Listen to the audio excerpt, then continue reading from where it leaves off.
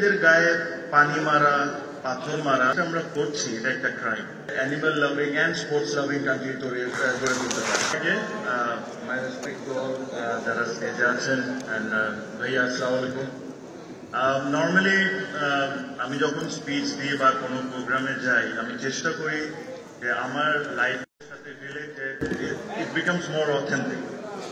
তো আজকেও সেম কিছু কিছু জিনিস আমি শেয়ার করতে চাই, যেটা ধরেন হয় আমার লাইফের সাথে ঘটেছে বা আমি দেখেছি যেটা ঘটবে। প্রথমে তার আগে বলে নিই, যদি আমার কোনো কমেন্টে কেউ যদি অফেন্ডেড ফিল করেন, প্লিজ আমাকে ক্ষমা চোখে দেখবেন।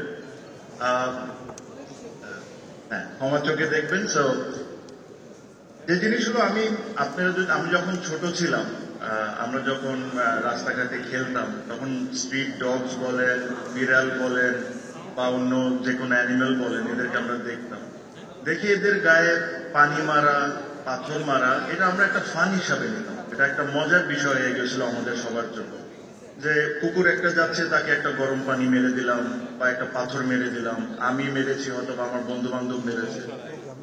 আনফর্চুনেটলি এই জিনিসটা আমাদেরকে আমরা রিয়েলাইজই করতাম না যে জিনিসটা আমরা করছি এটা একটা ক্রাইম।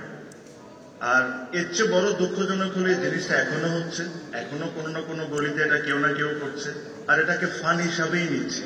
তো এই জিনিসটা আমরা কোনো সময় রিয়েলাইজ করতে পারি না যে জিনিসটা আমরা করছি ওয়াজ আ ক্রাইম।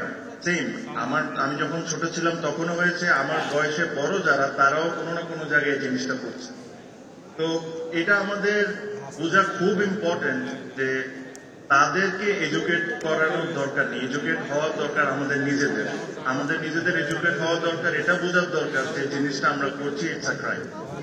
তো এই জিনিসগুলো আমার কাছে মনে হয় যে আমাদের সবারই মনে রাখা উচিত।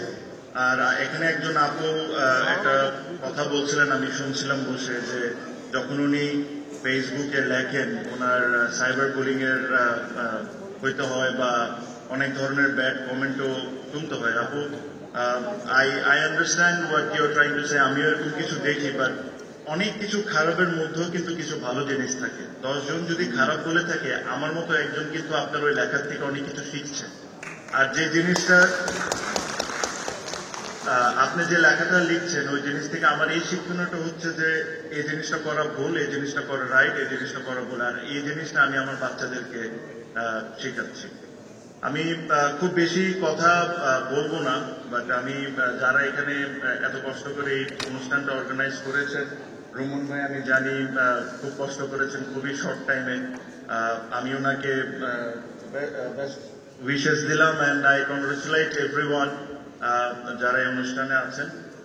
এই একটা কথা বলে অনুষ্ঠানটা আমি আমার স্পিচটা শেষ করব, যে আপনারা যদি দেখেন বিভিন্ন দেশে, প্রত্যেকটা দেশের কিছু দেশে আপনি শুনবেন যে এই দেশটা বিজনেস ওরিয়েন্টেড, এই দেশটা স্পোর্টস লাভিং। আমরা চলেন বাংলাদেশকে সবাই মিলে একটা animal loving and sports loving country গড়ে তুলতে পারি।